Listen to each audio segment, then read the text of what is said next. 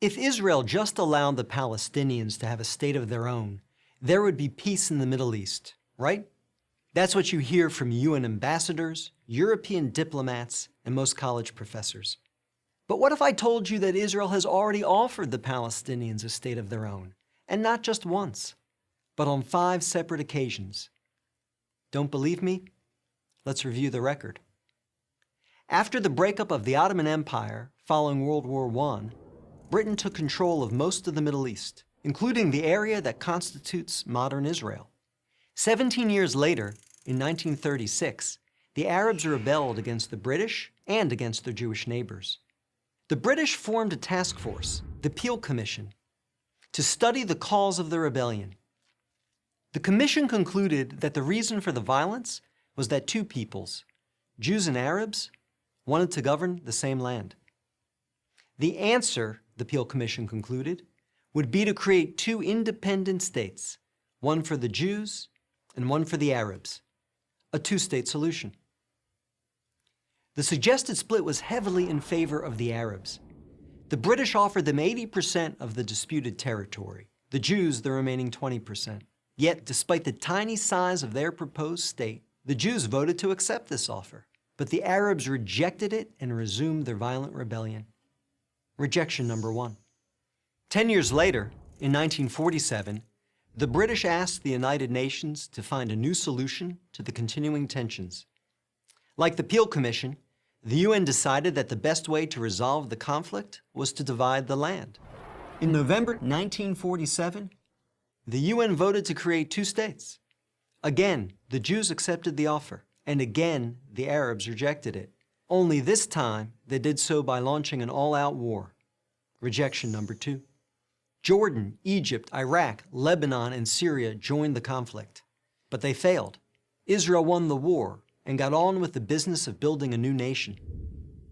Most of the land set aside by the UN for an Arab state, the West Bank and East Jerusalem, became occupied territory, occupied not by Israel, but by Jordan.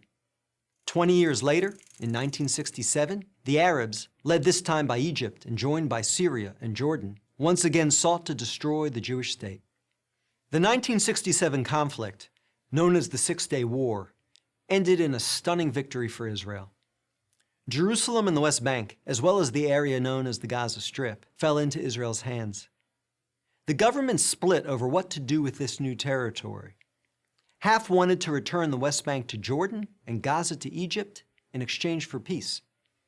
The other half wanted to give it to the region's Arabs, who had begun referring to themselves as the Palestinians, in the hope that they would ultimately build their own state there. Neither initiative got very far.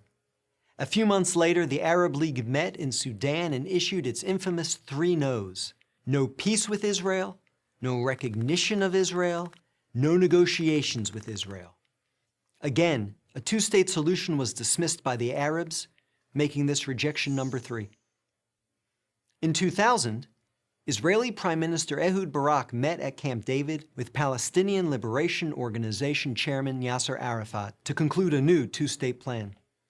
Barak offered Arafat a Palestinian state in all of Gaza and 94% of the West Bank, with East Jerusalem as its capital. But the Palestinian leader rejected the offer.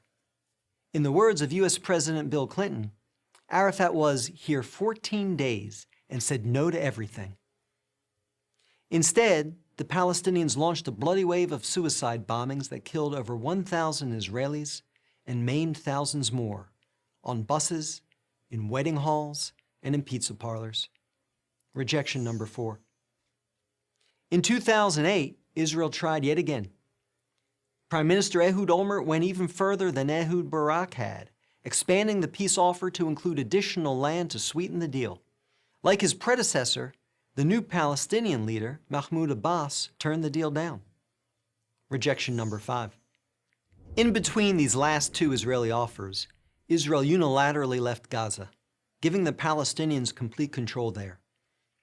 Instead of developing this territory for the good of its citizens, the Palestinians turned Gaza into a terrorist base from which they have fired thousands of rockets into Israel. Each time Israel has agreed to a Palestinian state, the Palestinians have rejected the offer, often violently. So if you're interested in peace in the Middle East, maybe the answer is not to pressure Israel to make yet another offer of a state to the Palestinians. Maybe the answer is to pressure the Palestinians to finally accept the existence of a Jewish state. I'm David Brog, Executive Director of the Maccabee Task Force for Prager University. To subscribe